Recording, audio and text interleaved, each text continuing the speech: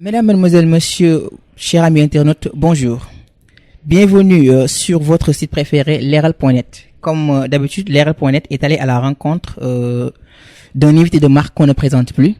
En l'occurrence, un ténor du barreau sénégalais. Je vais vous parler de Maître Ousmane Seye.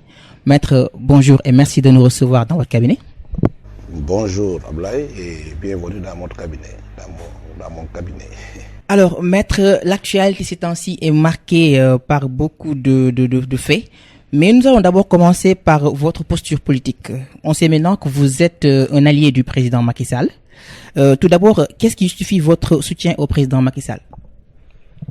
Oui, je suis un allié du président Macky Sall depuis le congrès de mon parti, le Front républicain Jammu Askan Wi, qui s'est tenu au mois de juillet 2012. À peine 2 mois après l'élection de M. Macky Sall à la magistrature suprême du pays. Et je dois rappeler que avant la tenue de ce congrès, la veille du congrès, le président Macky Sall m'a fait l'honneur de me recevoir parce qu'il avait eu vent que j'allais transformer le mouvement citoyen que je dirigeais, Alliance Bleue, en un parti politique. D'ailleurs, c'était une résolution de ce mouvement avant l'élection présidentielle de 2012. Et donc, à la veille du congrès de mon parti, le président de la République, d'ailleurs, je suis la première personne qui l'a reçu au palais de la République, dans ses bureaux. Parce que vous vous rappelez que quand le président Macky Sall a été élu, il a passé un certain nombre de temps chez lui. Et je crois que le jour ou le lendemain qu'il a rejoint officiellement ses bureaux au palais de la République, il m'a fait l'honneur de me recevoir. On a discuté et il a su que j'ai préparé le congrès de mon parti le lendemain. Et ce jour, il m'a fait savoir qu'il souhaiterait que mon parti soit dans la mouvance présidentielle.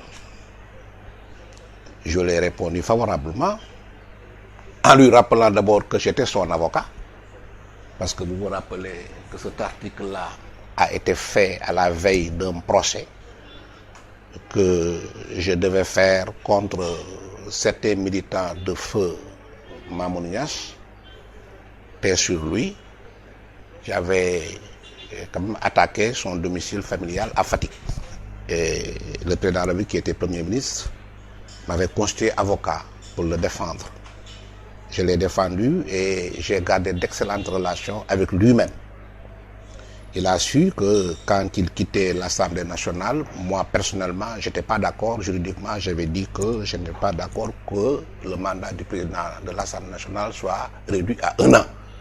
Donc j'ai toujours eu d'excellentes relations avec le président Macky Sall. Il ne l'a pas oublié. Et au congrès de mon parti, il m'a envoyé une forte délégation. Il m'a dit, c'est malheureux que demain, je dois tenir un conseil des ministres, je crois, à Ziguinchor, mais tous les militants de l'APR qui seront à Dakar viendront à votre congrès et je vais mandater l'actuel président du groupe parlementaire Benno Bokk Yakaar, Moustapha Diakhaté, pour diriger sa délégation. La délégation de l'APR était dirigée par Moustapha Diakhaté lui-même. J'ai fait le congrès et la première résolution du congrès de mon parti, c'était que nous n'étions pas de l'opposition. Nous étions dans la mouvance présidentielle, mais nous n'étions pas dans Benno Bokk Yakaar, pour des raisons que j'ai expliquées plusieurs fois. Et après, j'ai discuté avec le président de la République et j'ai créé une coalition qu'on appelle, avec des amis, des camarades qui sont jusqu'à présent avec moi, la coalition pour l'émergence, qui compte aujourd'hui une vingtaine de partis. Et après discussion, cette coalition de l'émergence, dans lequel est le parti que je dirige, le Front républicain, nous avons rejoint Benno Bokk Yakaar. Donc, moi, je ne me suis jamais opposé à Macky Sall. J'ai été son avocat, nous avons eu d'excellentes relations, nous avons presque la même vision politique, parce que son parti s'appelle l'APR. hein. Mon parti, c'est le Front républicain, donc nous avons ensemble la République, une même vision de la République. Et donc je revendique d'être dans la mouvance présidentielle et déposer la vision de M. le Président de la République. Alors, justement, vous avez parlé de votre parti, le Front républicain. Ce parti, comme vous le dites, est dans la mouvance présidentielle, mais on a constaté qu'il n'y a aucun poste, une nomination de vous ou d'un membre de votre parti, alors que vous êtes dans le Bénin. Qu'est-ce qui, à votre avis, justifie cet état de fait?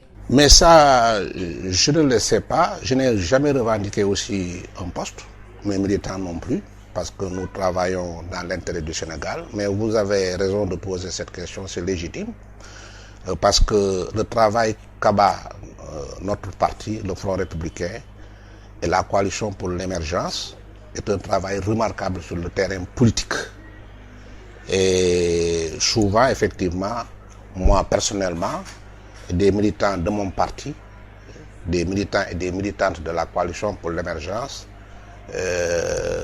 fassent des débats pour la défense de la politique du président de la République. Mais vous savez, nous sommes dans un régime présidentiel. Il appartient au président de la République de choisir ses collaborateurs et de les affecter à des postes qu'il juge nécessaires. Si donc, comme vous le dites, et moi, je ne revendique pas de poste, peut-être mes militants, parce que moi, comme vous le savez, j'ai ma profession d'avocat, qui est une profession libérale, et je suis très à l'aise dans ma profession, donc je ne revendique rien. Simplement, mon parti a besoin quand même de moyens, mes militants ont besoin quand même d'exprimer davantage leurs compétences, d'être plus visibles, et c'est légitime que vous posez cette question, mais c'est pas grave. Est-ce qu'il ne serait pas légitime de dire que votre soutien à l'APR n'est pas, on va dire, efficace? C'est la raison pour laquelle vous ne pouvez pas avoir de poste où vous... À ça, il faut le demander au président de la République.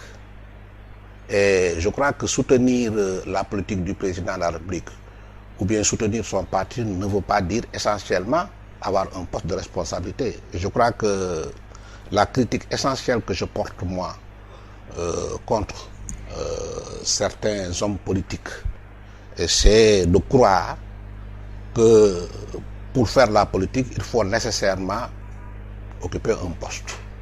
Je crois qu'il appartient au président de la République de juger de la nécessité d'affecter certains Sénégalais à certains postes. Et les militants des partis politiques ne doivent pas être les seuls à occuper des postes de responsabilité dans ce pays. Nous sommes tous des Sénégalais. Tout à fait. Et effectivement, que tu fasses la politique ou non, suivant votre profil, votre compétence, vous avez droit à occuper des postes de responsabilité. Les postes de responsabilité ne doivent pas être réservés à des hommes politiques. Je crois qu'il faut des critères de compétence. Et même si vous devez occuper un poste en tant que responsable politique, il faut la légitimité et la responsabilité et la représentativité. Mais votre parti ne manque pas de compétences quand même, maître. Mais bien sûr, mais d'autres partis, nous ne sommes pas le seul au Sénégal. Nous ne sommes pas les seuls Sénégalais à faire la politique. Et donc, mon parti n'a aucune raison de revendiquer seul à occuper, ses membres plutôt à occuper des postes de responsabilité. Je crois que il y a les Sénégalais qui sont là. Tous les Sénégalais militants méritent d'occuper des postes, mais on ne peut pas donner des postes de responsabilité à tous les Sénégalais. Moi, j'en ai la preuve. Je suis la preuve la plus visible. Je suis un avocat. J'ai ma profession. Je n'ai jamais occupé de responsabilité politique. J'ai occupé à partir de 1999 un poste au niveau de l'ONEL, l'Observatoire national des élections. C'était pour les apolitiques. Ensuite, j'ai été au Conseil de la République et ce sont les avocats qui m'ont demandé de les représenter au Conseil de la République. Or, je fais la politique et je n'ai jamais occupé le poste de ministre ou de député. Et franchement, je ne baisserai pas la tête devant un ministre ou un député quelconque au Sénégal. Bon, tout le monde me connaît. S'il s'agit de compétences, de loyauté, de courage, de travail, je peux être un exemple pour le Sénégal. Amis internautes, je rappelle que nous recevons Maître Ousmane Seye, leader du Front républicain, mais aussi membre de la coalition Benno Bokk Yakaar. Alors Maître, comptez-vous rester un éternel allié de l'APR ou bien vous comptez un jour briller le suffrage des Sénégalais? Comment est-ce que vous voyez votre avenir politique? Absolument, on ne dit jamais non en matière politique. Pour le moment, je crois que nous avons un président de la République qui est président de l'APR et qui est président de Benno Bokk Yakaar, qui est en train de dérouler une politique conforme à ma vision, à la vision de notre parti et à la vision de notre coalition. Et je crois qu'il ne peut y avoir qu'un président dans ce pays. Moi, ce que je dis souvent, c'est que le président de la République est un président qui est proche quand même des populations. La preuve, au moment où nous parlons, il est dans les régions du Sénégal, la énième fois, qui a un programme, le PSE, qui épouse la vision de notre parti, le Front républicain, et notre coalition, qui s'appelle d'ailleurs la Coalition pour l'émergence. Donc aujourd'hui, nous avons intérêt à le soutenir, à l'accompagner pour réaliser effectivement les objectifs du PSE.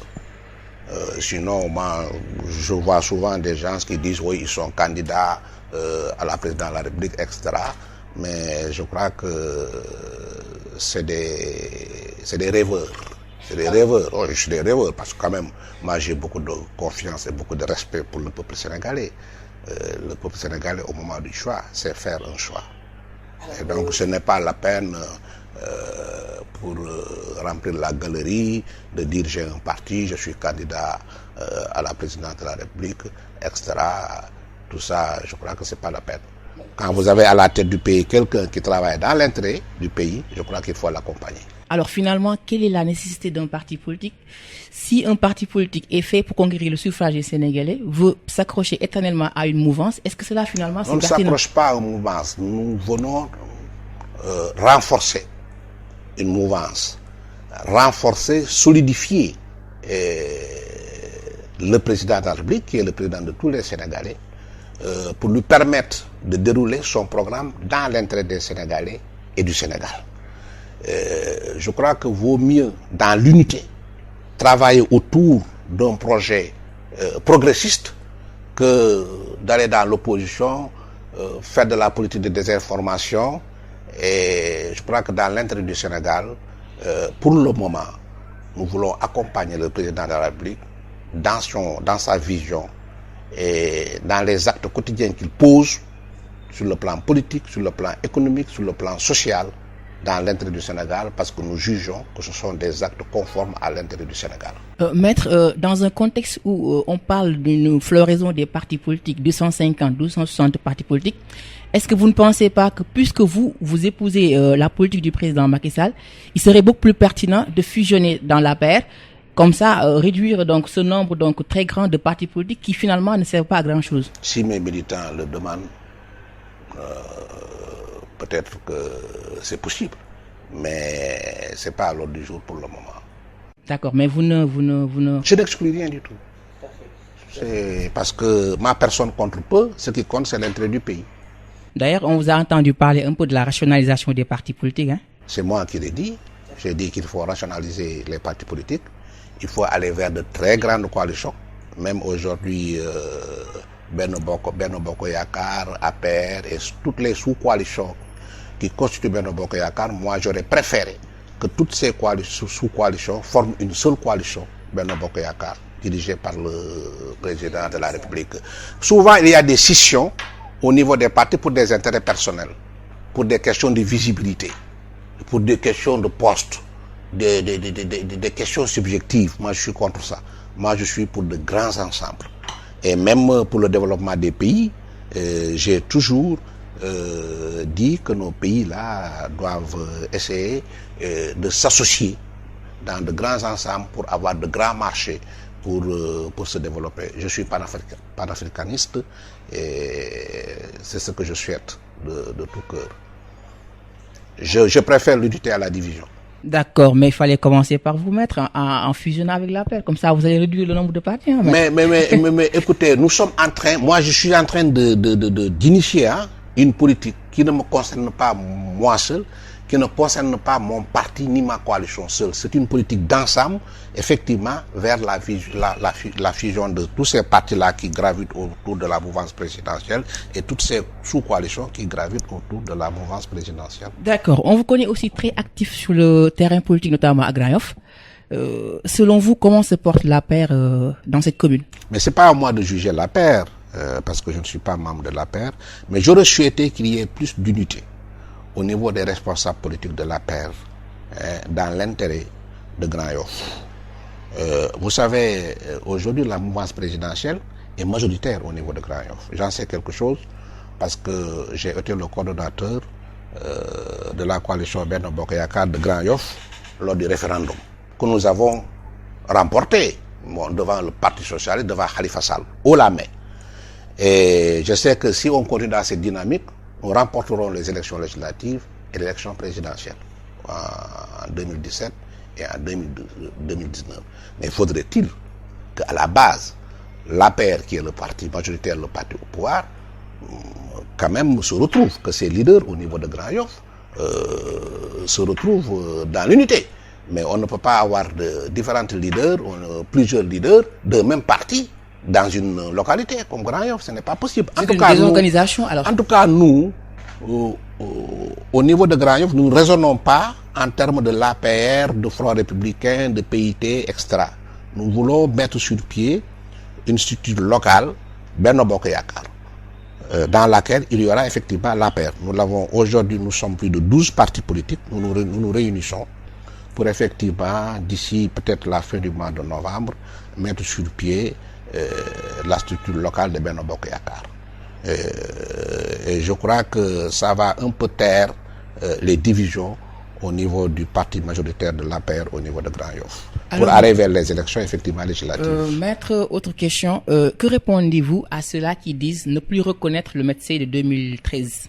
Parce que ces positions ont varié sur un certain nombre de questions. Sur quelles questions? Alors, par exemple, sur l'affaire du protocole de Rebeuss, le fameux protocole de Rebeuss. Oui. D'aucuns disent qu'en 2013, invité à une émission, vous avez dit que c'est une création de la presse. Et que plus tard en... Je n'ai jamais dit ça. Ah, oui. Vous savez... Mais laissez-moi, s'il vous plaît, maître, laissez-moi terminer la question. Oui. Alors, ces gens-là disent qu'en 2016, lorsque la question vous a été posée, vous avez dit que Idriss Seck s'est engagé à verser 21 milliards. Alors, comment est-ce que vous voyez tout ça? Mais, écoutez, moi je crois que quand vous posez des questions, il faut poser des questions précises. Moi je n'ai jamais varié dans mes positions. On m'a toujours dit qu'il y avait un protocole de Rebeuss. J'ai toujours dit qu'il n'y avait pas de protocole de Rebeuss. Moi je n'ai jamais signé un protocole à Rebeuss. Je l'ai dit en 2013, je l'ai dit avant 2013, je l'ai dit en 2016, jusqu'à l'extinction du soleil, c'est ce que je dirais. Il n'y a pas de protocole, il y a un engagement écrit. C'est tout ce que j'ai dit. Je n'ai jamais varié. J'ai dit que je n'ai jamais signé un protocole. Je ne sais pas ce que c'est que le protocole de Rebeuss. C'est inventé par un journaliste, par la presse. Pourquoi voulez-vous que moi, j'accepte une invention de la presse qui ne repose sur rien du tout? Je n'ai pas signé de protocole. Il n'y a jamais de protocole de Rebeuss. Je l'ai dit, je le redis, je l'ai toujours dit. D'accord. Donc il y a engagement, pas de protocole. C'est tout. Moi, je suis un juriste. Les mots ont leur sens. D'accord. Alors, on va passer à une autre question. Le maire de Mermoz Sacré-Cœur, M. Barthélémy Dias, est convoqué au tribunal dans le cadre de l'affaire du meurtre de Ndiaga Diouf. Comment l'avocat que vous êtes, vous voyez cette question? Mais s'il est convoqué, c'est parce que peut-être il est poursuivi pour des faits délictuels et criminels. Je crois que quand on est poursuivi, il faut être jugé. Vous ne sentez pas un parfum de politique dans tout ça? Il faut cesser de politiser les affaires judiciaires. Je crois que ce Sénégal-là est pollué. Parce que d'abord, quand les hommes politiques ont affaire avec la justice, ils disent que c'est de la politique. C'est comme si les hommes politiques étaient au-dessus de la loi. C'est pas parce que vous êtes un homme politique que vous ne commettez pas de délit, d'infraction et que vous ne devez pas juger. Nous sommes tous des Sénégalais. Nous devons être tous égaux devant la loi. Et quand la justice convoque quelqu'un, c'est parce qu'il a quelque chose à lui reprocher. La personne doit comparaître et se défendre et être jugée. Ça c'est vrai, maître. Dans le principe, oui. Mais on sait que dans la pratique aussi, politique et justice, des fois, voilà, il y a des conflits. Donnez-moi des exemples. Non, je ne vais pas citer d'exemple, mais vous êtes un Sénégalais comme moi, maître. Mais non, un Sénégalais comme moi. Moi, je suis un avocat. Je suis de la justice. C'est vrai que quand on se cantonne dans le principe, oui. Mais des fois aussi, est-ce qu'on peut pas en passer que du fait que... Est-ce que vous pouvez comprendre quelqu'un qui commet une infraction et qui ne sera jamais jugé? Je ne peux pas comprendre cela. Mais est-ce que le moment le moment où Barth Mais a le été moment de la convoqué. justice, c'est pas le moment de la politique. Ouais, mais quand il y a une coïncidence par rapport à un fait, il est bien. Coïncidence de quoi? Par exemple, on sait que Barth a fait des sorties qui ne plaisent pas forcément à la mouvance présidentielle, et du coup, il a été convoqué. Donc, il est légitime de rapprocher ces deux faits. Ça, c'est votre appréciation. Vous pensez que c'est pas de la politique alors? Moi, je fais la différence entre les affaires politiques et les affaires judiciaires. La justice, c'est la justice. Le temps de la justice, c'est pas le temps de la politique. D'accord.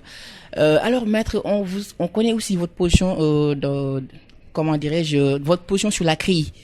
Le tribunal arbitral donc de Paris a débouté l'État du Sénégal dans sa demande relative donc à la confiscation des biens de Karim. Comment est-ce que vous appréciez cette décision? Mais vous savez, les juridictions jugent les affaires en fonction de l'ordonnance, de leur propre ordonnancement juridique. Il n'existe pas une juridiction d'exception comme l'a créée en France. Donc, la France peut estimer que juger une affaire rendue par une juridiction qui n'existe pas en France, c'est troubler leur ordre public. Et c'est pourquoi la France a rejeté effectivement la demande d'exequatur présentée par le Sénégal pour saisir les biens immeubles de M. Karim Wade. D'accord. Maître, l'opposition a récemment organisé une marche qui a fini en queue de poisson.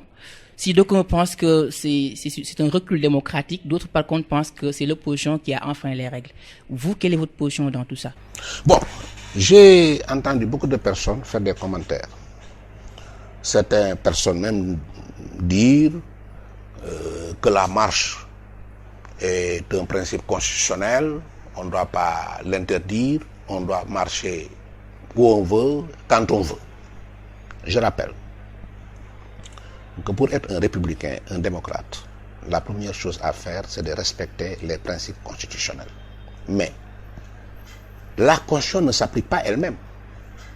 La Constitution pose des principes, lesquels principes sont appliqués par la loi et le règlement. La Constitution pose le principe de la marche, que dans un pays démocratique, le principe c'est la liberté de marcher. Mais cette liberté de marcher doit être encadrée par la loi et le règlement, notamment par l'autorité administrative, qui a en charge le respect de l'ordre public et la stabilité du pays. C'est pourquoi ce principe est subordonné à l'appréciation de l'autorité administrative. Quand vous devez marcher, vous avez le droit de marcher. La Constitution vous le permet, c'est le principe. Mais l'autorité administrative, qui doit veiller sur les Sénégalais, sur la sécurité des Sénégalais, sur le territoire sénégalais, sur l'ordre public, doit pouvoir vous dire si vous marchez à telle heure ou bien à tel lieu, vous allez troubler l'ordre public, donc il faut marcher ailleurs.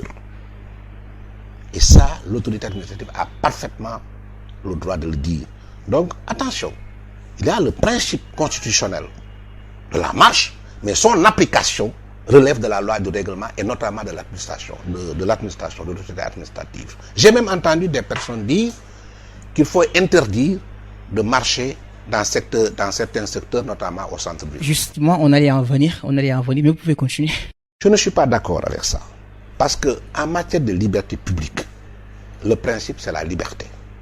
Mais cette liberté est subordonnée à l'appréciation de l'autorité administrative qui doit sauvegarder l'ordre public. Donc, le principe c'est de marcher. Mais il appartient toujours, dans l'exercice de ce principe constitutionnel qu'est la liberté de marcher, il faut tout accepter que l'autorité administrative sauvegarde aussi l'ordre public. Parce que quand vous marchez à la place de l'indépendance, vous avez décidé d'aller marcher. Moi, j'ai décidé de venir travailler. Et parce que vous avez décidé de marcher, moi, vous me privez de ma liberté d'aller au travail. Et vous êtes une minorité. Vous marchez partout dans Dakar, empêchant ceux qui veulent travailler d'aller au travail, ceux qui veulent faire le commerce d'aller faire leur commerce, ceux qui veulent même aller et venir, la liberté aussi d'aller et venir, de ne pas aller et de ne pas venir. Vous croyez que c'est juste? C'est pourquoi la liberté de marcher, de manifester, est subordonnée à l'appréciation de l'autorité administrative qui doit sauvegarder la liberté des autres et sauvegarder aussi la stabilité de l'État et l'ordre public. Interdire maintenant de marcher dans certains coins, non. Je crois qu'en matière de liberté publique, il ne faut pas légiférer négativement. il faut légiférer positivement. Il faut laisser en l'état les textes. Le principe constitutionnel de marché, d'accord, mais subordonné à l'appréciation de l'autorité administrative. On a dit aussi qu'il faut interdire de marcher certains jours, vendredi, dimanche. Je rappelle que le Sénégal est un pays laïque. Il faut laisser les gens pouvoir marcher en tout lieu, en tout temps, tous les jours, mais que cela soit subordonné à l'autorité administrative qui va juger du contexte, pour sauvegarder l'ordre public et la sécurité des Sénégalais. Alors, maître, vous avez parlé d'ordre public. On le sait, c'est une notion au contour peu définie, pour ne pas dire pas définie. Est-ce que vous ne pensez pas qu'il n'y a pas risque que l'autorité se cache derrière la notion d'ordre public pour pouvoir interdire donc la marche? Mais l'autorité n'a pas à se cacher. L'ordre public, c'est ta sécurité, c'est ma sécurité, c'est la stabilité du pays. Mais c'est une notion vague. C'est le respect. Oui. On a voulu que l'ordre public soit vague pour permettre à l'autorité administrative d'étendre sa liberté d'appréciation. L'ordre public comporte le respect des institutions. L'ordre public comporte la stabilité du pays. L'ordre public comporte la sécurité des citoyens et du territoire sénégalais. Il appartient à l'autorité administrative sur qui pèse la sécurité des populations, sur qui pèse le maintien de l'ordre public, d'apprécier si la liberté de manifester, de marcher ne met pas en péril l'ordre public. Et s'il juge que cette liberté de marcher met en péril l'ordre public, il prend des mesures idoines. Parce que moi je crois que marcher c'est quoi? C'est une forme d'expression. C'est une forme d'expression. Mais on peut même se rassembler et se faire entendre et se faire voir. Ce n'est pas nécessairement qu'on doit marcher vers le ministère de l'Intérieur, qu'on va rassembler beaucoup de monde et qu'on va se faire entendre ou on va se faire voir. Il faut être responsable. Quand on vous dit, on vous autorise à marcher, mais on vous fixe un itinéraire, même en France. Vous savez que c'est le boulevard Strasbourg ou le boulevard de la République, tout le temps les marches ont lieu là-bas. Mais la place de l'Obélisque est là. Marchez jusqu'à la RTS, vous pouvez dire ce que vous voulez, être encadré par les forces de l'ordre et effectivement exprimer votre message, c'est tout. Maître. Mais pourquoi imposer à l'administration un itinéraire pour marcher? Parce que l'administration a des informations que vous n'avez pas.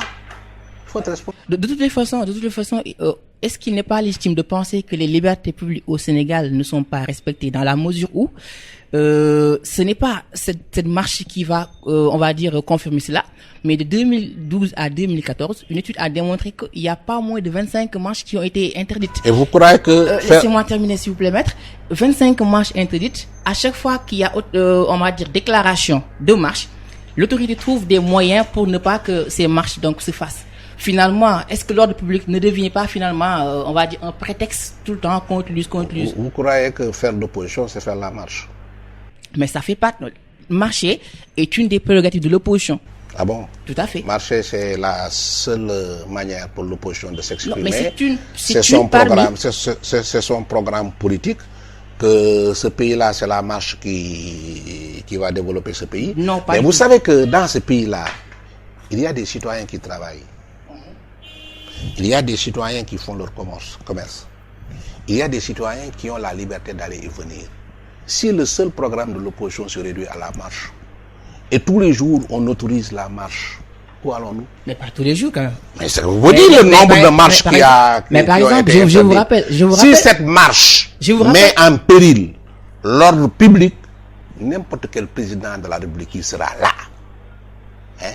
va interdire, ou le ministre de l'Intérieur, qui est chargé de l'ordre public, pour sauvegarder l'ordre public et la sécurité des citoyens, va interdire certaines marches non conformes au maintien de l'ordre. Ça c'est clair, ça c'est clair, ça c'est le principe. C'est républicain. Moi je ne parle pas forcément de l'opposition, mais récemment, lorsqu'il y a eu ce qu'on appelle la mutinerie de Rebeuss, la société civile a voulu marcher, mais cette marche a été interdite.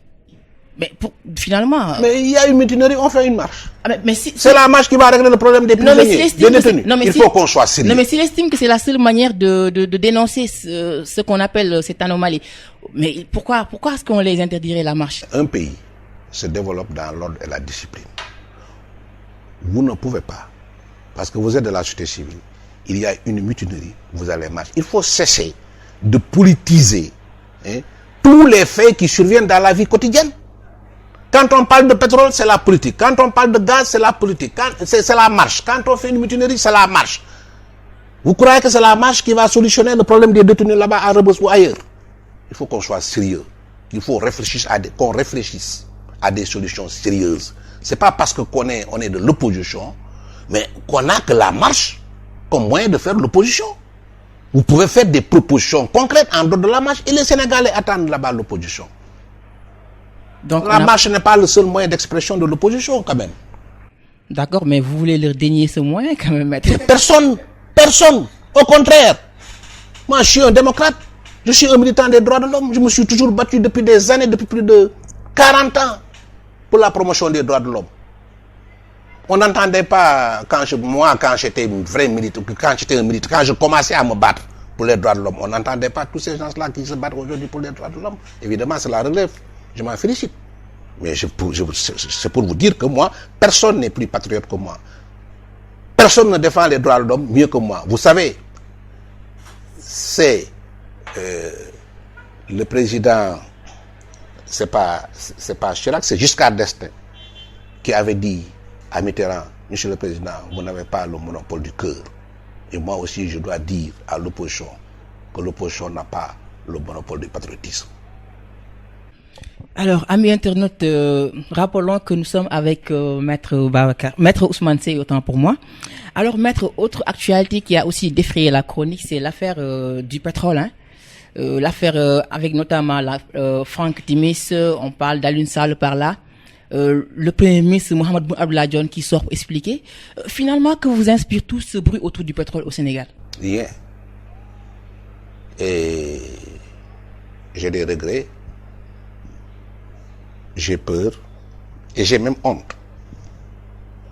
Quand on découvre du pétrole et du gaz au Sénégal, on veut réduire toute cette découverte du pétrole et du gaz à un homme.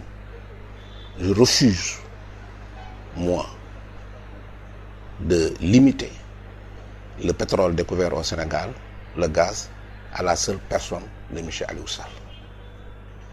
Il y a d'autres enjeux beaucoup plus importants. Je crois que le débat qui doit se poser aujourd'hui, il faut se rappeler que le président de la République a initié un référendum. Et parmi les propositions, il a proposé à ce que les ressources naturelles du Sénégal soient la propriété exclusive du Sénégal. C'est adopté par le référendaire.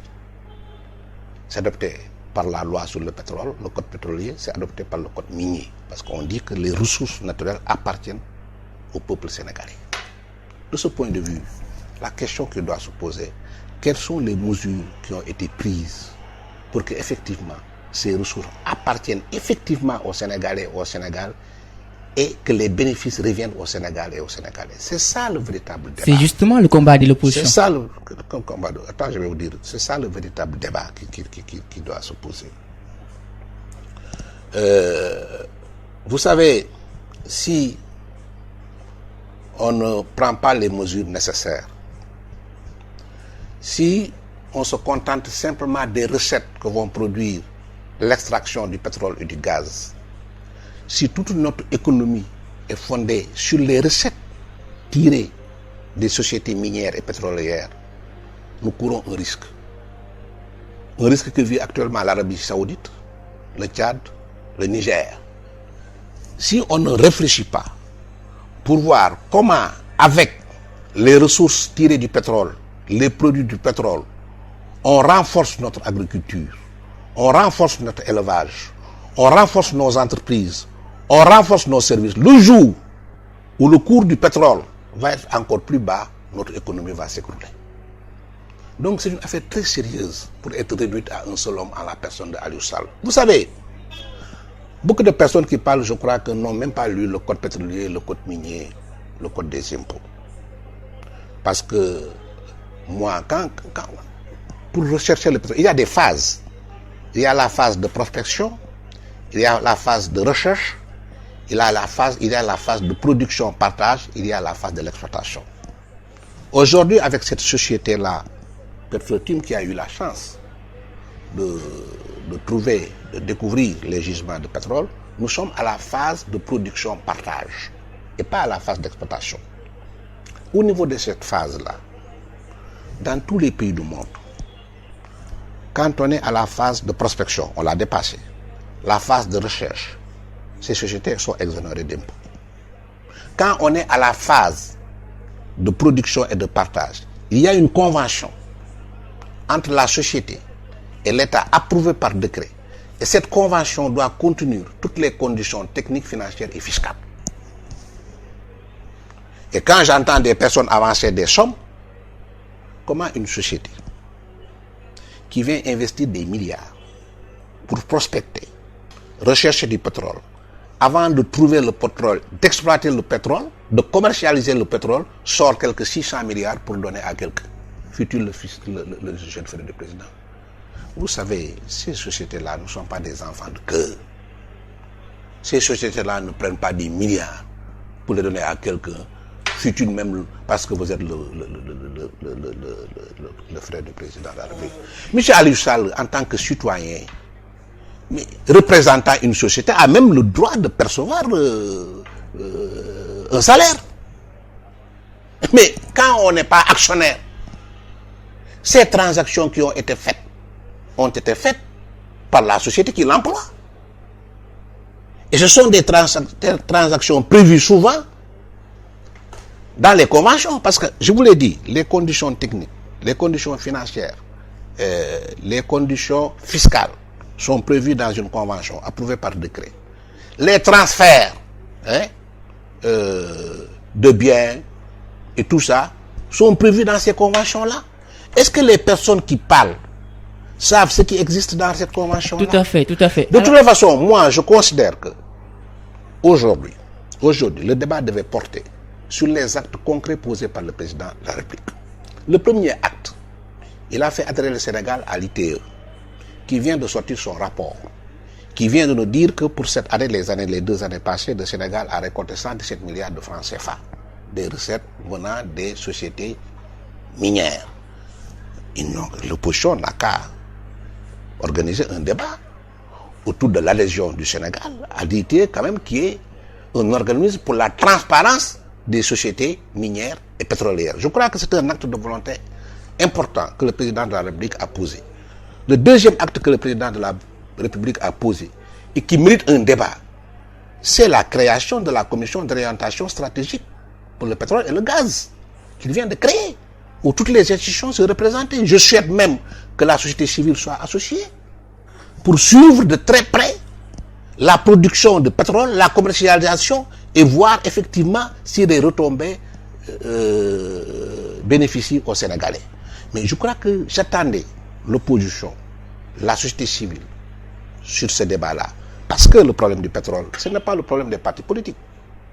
C'est le problème des citoyens sénégalais. Il ne faut pas politiser ce débat-là. J'ai entendu le président de la République dire au Canada dans son discours, ça m'a beaucoup plu, en disant que c'est normal que l'opposition lorgne mon fauteuil. Mais il ne faut pas gâter le fauteuil. Parce que si vous faites de telle sorte qu'il n'y a plus de fauteuil, si vous prenez le pouvoir, où est-ce que vous allez vous asseoir? Je crois qu'il y a des problèmes qui doivent faire l'objet de consensus au Sénégal. C'est la première fois qu'on découvre du pétrole et du gaz d'une telle ampleur au Sénégal. Je crois que l'opposition devait quand même, avec le pouvoir, se concerter pour voir comment faire pour que ce pétrole et ce gaz soient la bénédiction et non la malédiction au Sénégal. Et j'espère bien que c'est la bénédiction parce que le président de la République est en train de poser des actes concrets pour nous protéger, pour protéger notre pétrole, notre gaz, dans l'intérêt exclusif du Sénégal et des Sénégalais. Mais personne n'en parle. Ouais, c'est dommage. C'est vrai, il a posé des actes qui vont absolument, dans le sens très important. D'accord. Mais l'opposition aussi a soulevé un certain nombre de griefs. Par exemple, vous avez parlé du code pétrolier. Ousmane Sonko dit clairement qu'il y a violation du code pétrolier. Pourquoi? Parce que tout simplement, la transaction qu'il y a eu entre Petrotim Limited et Timis Corporation, oui. Cette transaction n'est pas doit être assujettie à des taxes. Ce qui n'a pas été fait.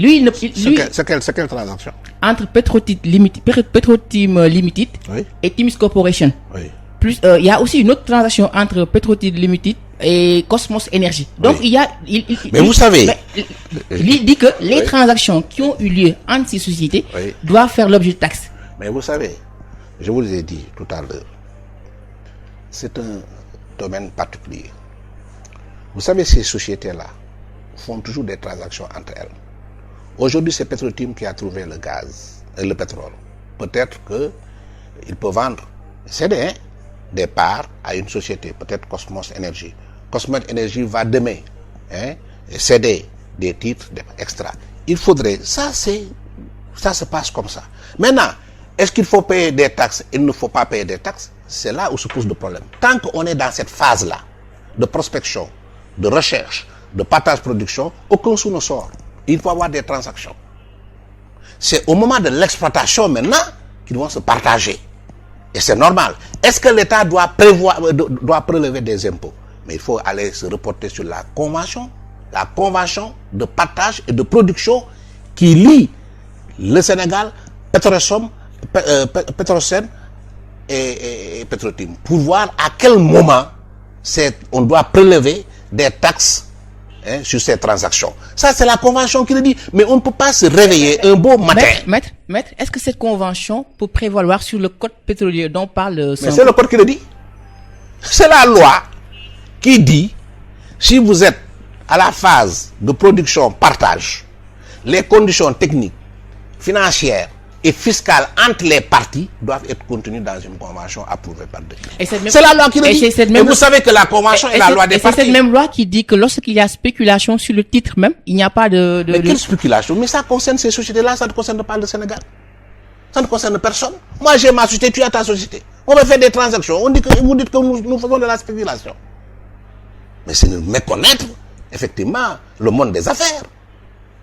Et vous savez que, pour attirer les investisseurs, tu sais que quand vous vous reportez à la loi sur le code pétrolier de 1993, qui a été fait par Abdou Diouf, il dit, dans le préambule, l'exposé des motifs, il dit qu'il n'y a plus d'investisseurs pour faire des recherches sur le pétrole.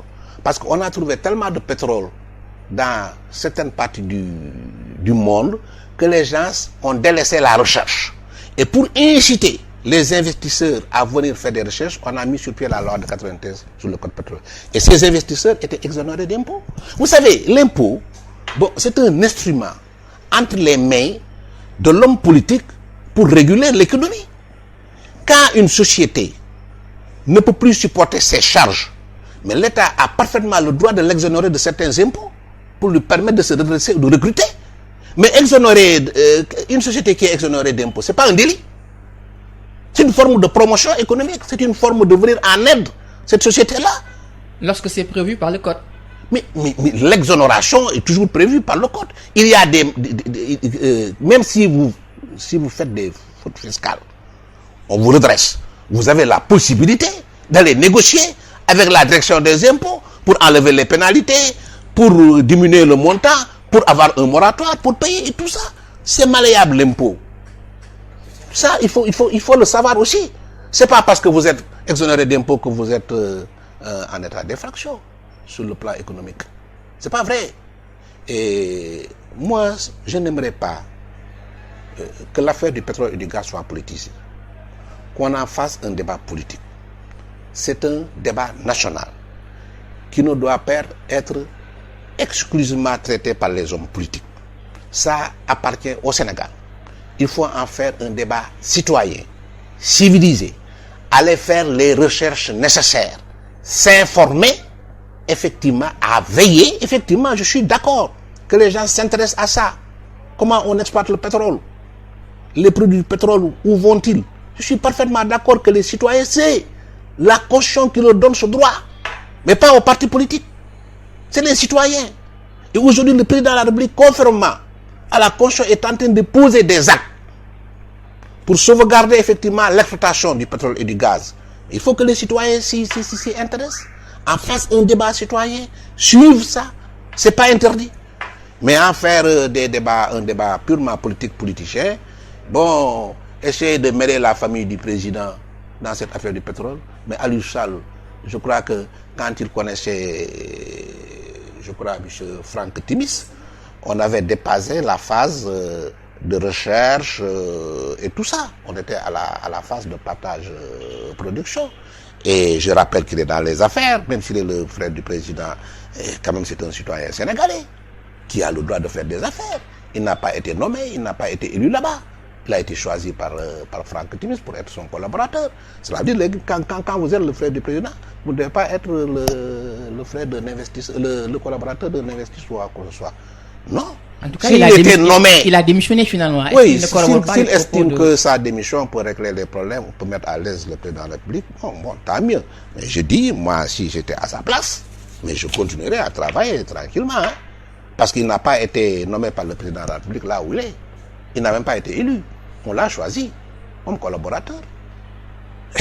Je crois que... Alors, vous avez parlé de Timis. Hein, on sait qu'il va porter plainte contre un certain nombre de membres de l'opposition.